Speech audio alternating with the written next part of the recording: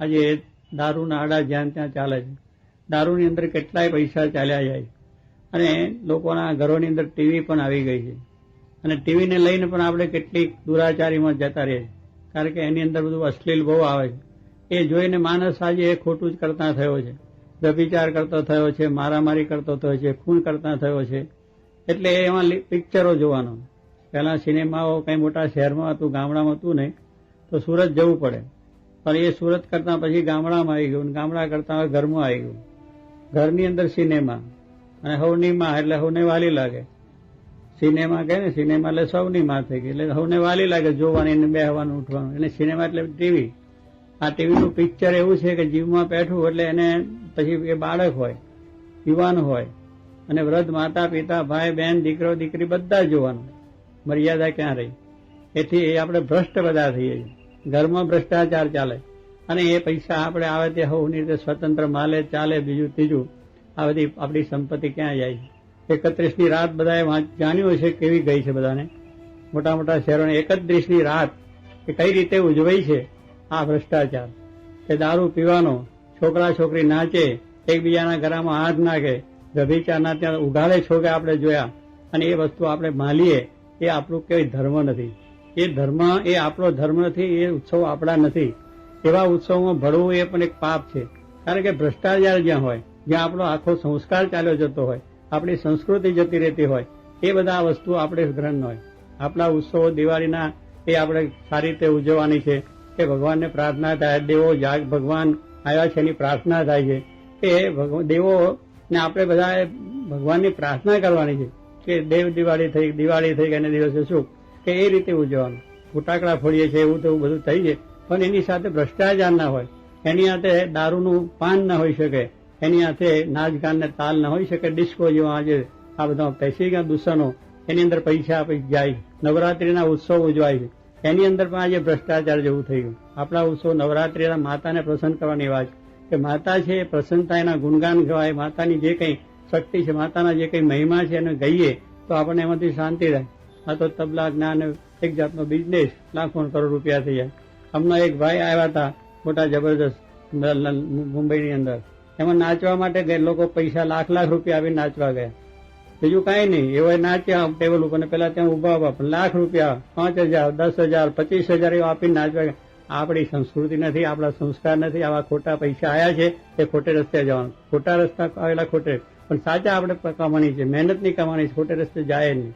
અને એ રીતે આપણે ભગવાનને રાજી કરવા છે.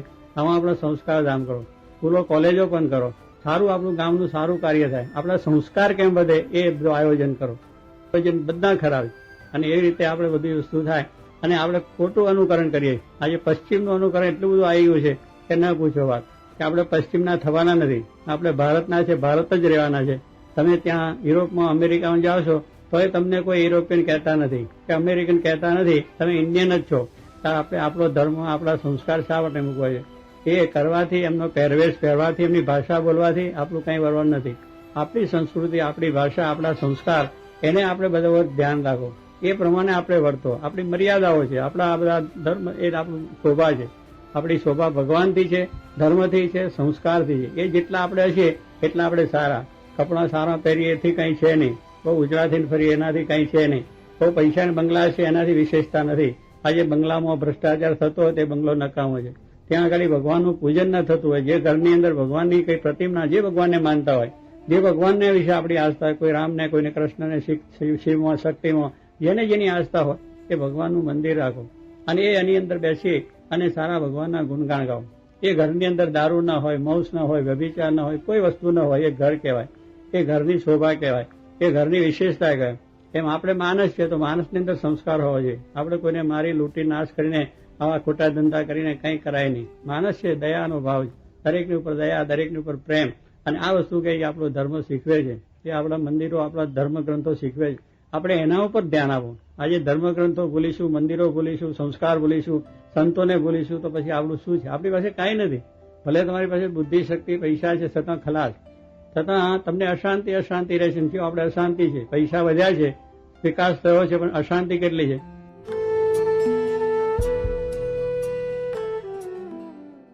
મંદિરો થવાથી આપણો ભક્તિભાવ વધે છે, ધર્મભાવના વધે છે, સંસ્કાર વધે છે.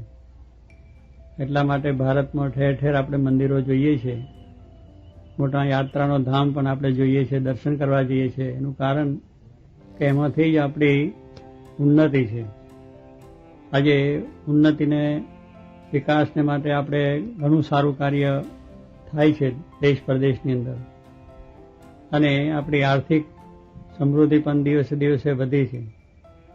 અને બીજી રીતનો પણ વિકાસ, ઉદ્યોગો છે, બધા ઘણા ઘણા બીજા રીતના કામો એની અંદર પણ આગળ વધાયા છે. આપણી મકાનોનો પણ દરેક ગામોની અંદર, શહેરોની અંદર વિકાસ એ રીતે પણ થયો છે. એટલે એ બધી જરૂરિયાતો પ્રમાણે આપણો વિકાસ થયો. ભગવાને આપણને બુદ્ધિ આપી, અને એ બુદ્ધિથી આપણે ભણ્યા ગણ્યા, અભ્યાસ કર્યો, મહેનત કરી, પુરુષાર્થ કર્યો. એમાંથી આપણને આર્થિક આ બધો લાભ થયો, સંશોધનો કર્યા. એટલે એ રીતે આપણે ઘણું સારું કાર્ય કર્યું છે.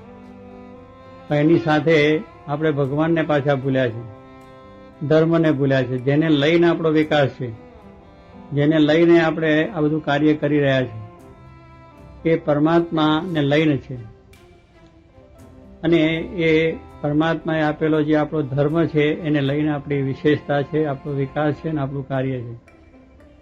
પણ એ બધાને સાથે આપણે ભગવાનને ન જ ભૂલવા જોઈએ. એને માટે મંદિરો કરીએ છીએ કે મંદિરો હશે તો ભગવાન આપણને યાદ આવશે. આપણો ધર્મ, એનું આપણે પાલન કરી શકીશું. સંતોના વિચરણથી આપણને આ લાભ જરૂર મળશે. એટલે ભગવાનને ન ભૂલતા અને આપણો જે ધર્મ અને સંસ્કાર છે એને ન ભૂલીએ, એ ઘણી અગત્યની વસ્તુ છે. આજે એટલો બધો વિકાસ છે, એની અંદર આ બધું ભૂલાઈ જાય છે. અને એટલા બધા આપણામાં દૂષણો અને આકર્ષણો એવા આવ્યા છે કે એની અંદર આપણે આપણા તમામ શક્તિનો વ્યય થઈ જાય છે. આપણી જે કંઈ શક્તિ ભગવાને આપી છે, સંપત્તિ આપી છે, શક્તિ આપી છે, એને પછી આપણે બીજે રસ્તે વાપરી નાખીએ છીએ અને દુઃખી આપણે થઈએ છીએ. એટલે અહીંયા અમારે જ્યારે વ્યારાની અંદર સત્સંગ થયો, પ્રજાપતિ મોહલ્લાની અંદર, તે પહેલાની પરિસ્થિતિ જ્યારે અમે જોયેલી, ત્યારે ત્યાં આગળ દારૂના જ બધા સાંજ પડે એટલે ધમાલ થાય. મોહલ્લાની અંદર બીજું કાંઈ જ ન થાય. અને એ એટલે ધમાલની અંદર જ એમની પૈસાની શક્તિ, જે મહેનત કરતા, જે પોતાની કારીગરી કરતા, એ બધી મહેનત એમની એની અંદર જતી હતી. અને એ રીતે પોતાનું કાર્ય હતું. પણ સત્સંગ થયા પછી એ મોહલ્લાની પરિસ્થિતિ બદલી. ત્યાં આજે આરતી પૂજા સાંજના થાય. જ્યાં દારૂને રાત્રે ધમાલ થતી, એમાં મંદિરોની ઘંટડીઓ વાગે. દારૂનું વ્યસન ગયા, બીજા વ્યસનો ગયા. આજે મકાનો પણ સારા જરા થયા છે. એટલે સંસ્કાર વધ્યા, સંપત્તિ વધીને સુખ પણ વધ્યું. આ સંપત્તિ વધે છે પણ સંસ્કાર જાય છે ને દુઃખ આવે છે. આપણે આ રીતે સંપત્તિની રીતે થોડા વધ્યા છે. પેઢીના પાક સારા થાય છે, બીજા ઉદ્યોગો પણ છે. એટલે પૈસા મળ્યા, સંપત્તિ આવી છે, પણ સંસ્કાર નથી.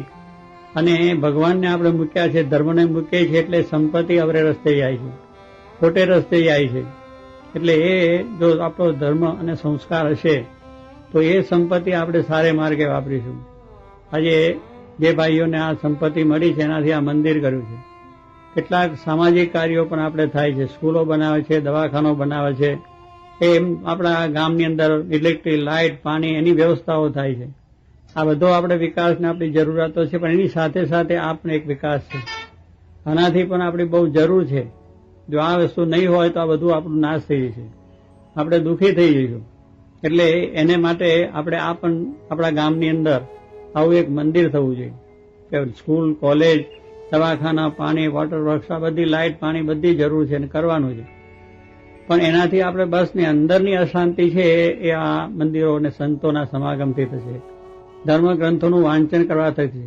આપણા સંસ્કાર સાચવીશું તો થશે. તો એ આપણે બધાએ સાચવવું.